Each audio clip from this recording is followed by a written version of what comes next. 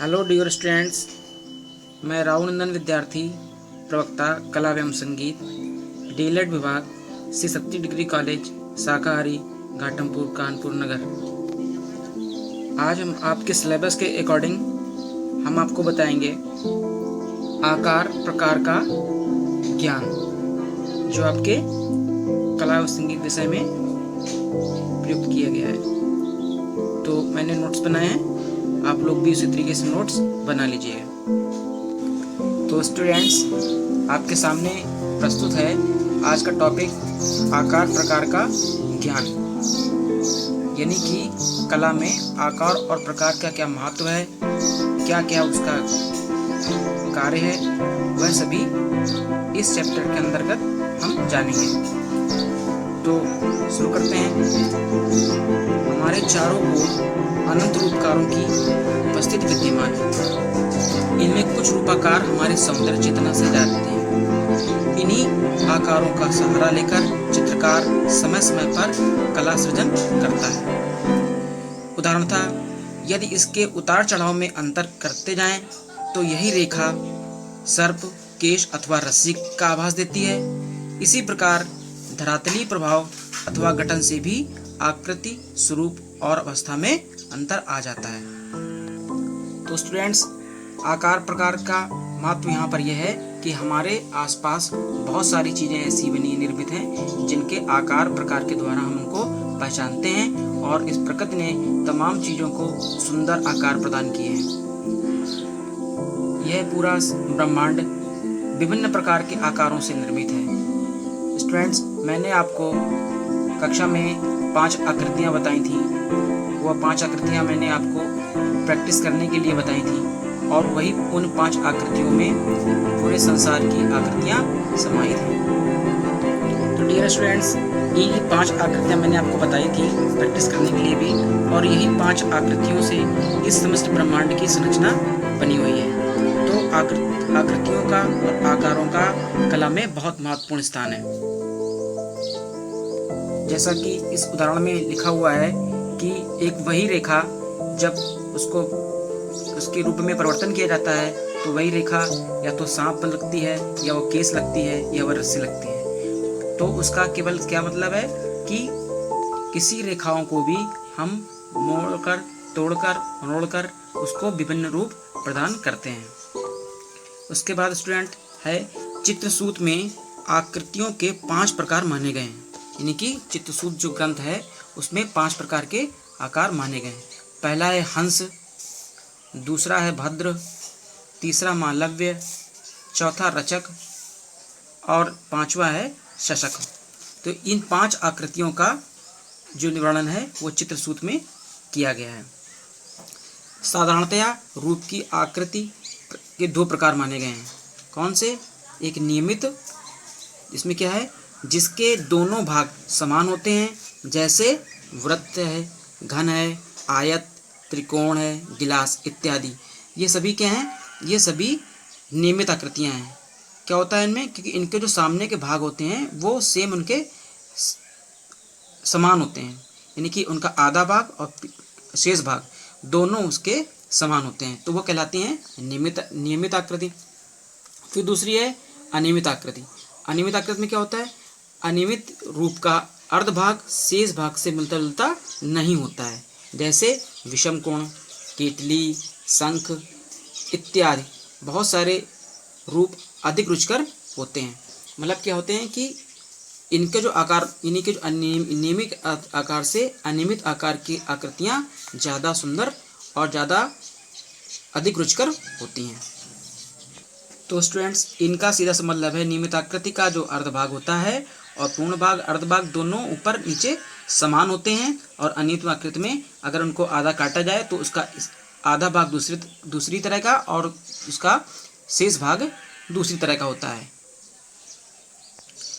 अब आते हैं इसके वर्गीकरण पर। किसी भी चित्र में निर्मित विभिन्न आकृतियों के 2 भेद होते हैं। नंबर 1 सक्रिय आकृति और नंबर 2 सहायक आकृति।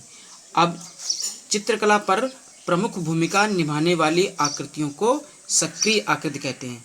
यानी कि जब हम कोई चित्र बनाते हैं और उस बनाते समय जो उसकी मेन मेन आकृति होती है, यानी कि इसको हम उसका सब्जेक्ट कह सकते हैं। क्या उसका जो मूल है। अब सक्रिय आकृति का आपको उदाहरण बताते हैं। जैसे कि अभी हमने पिछली पेंटिंग में एक झोपड़ी बनाई थी, ठीक है। तो सभी स्टूडेंट ने झोपड़ी बनाई थी। तो उसमें हमारा जो झोपड़ी थी वो क्या था, वो हमारी मूल आकृति थी, यानी कि हमारी वो मेन आकृति थी। और बाकी के साथ में उसमें क्या था, पेड़ पौधे, बादल, फूल, पत्ती और आसपास घास, जितना भी सब थी, ये सब क्या थी, उसकी सहायक आकृतियाँ थी। तो सक्रिय आकृति वह होती है जो कि मेन आकृति होती है।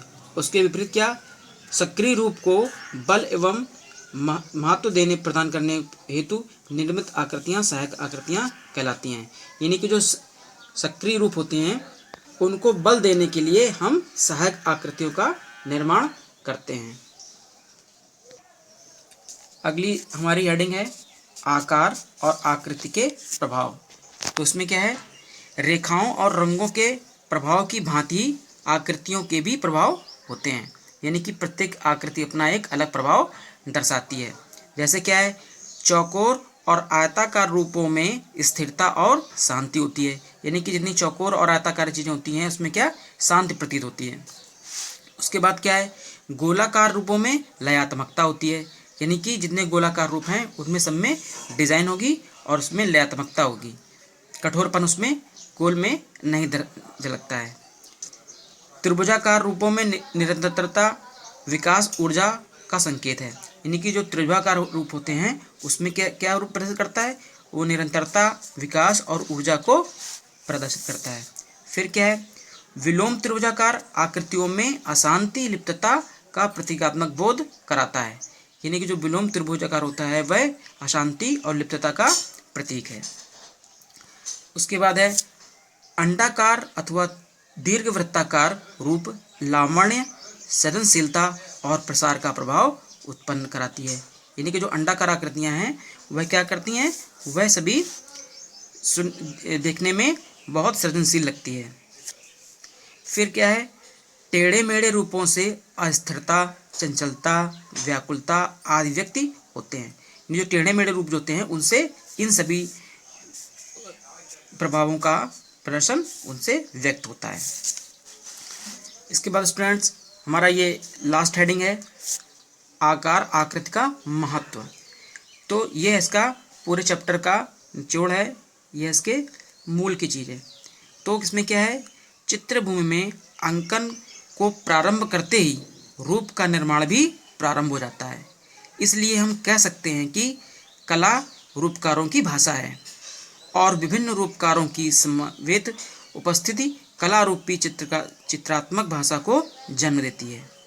अतः रूपप्रद कलाओं का अस्तित्व रूपकारों की रचना और उनके व्यवस्थित विकास पर निर्भर करती है। तो स्टूडेंट्स जो ये आकृति का आकार होता है वो बहुत महत्वपूर्ण होता है। अगर आकृति के आकार में जरा सा भी परिवर्तन होता है तो वह उसका विषय भटक जाता है और जो चीज़ हम बनाना चाह रहे हैं वो चीज़ ना लग करके वह दूसरी चीज़ लगती है। जैसे कि आप किसी फल का निर्माण कर रहे हैं, फल में अगर आकृति आपने उस विषय के अनुसार नहीं बनाई, जैसे कि आपने आम बनाना चाह रहे हो, आपने आम बनाया लेकिन आपका रेखांकन ठीक नहीं हुआ तो वह किसी दूसरे फल की भांति प्रतीत होने लगता है। क्यों?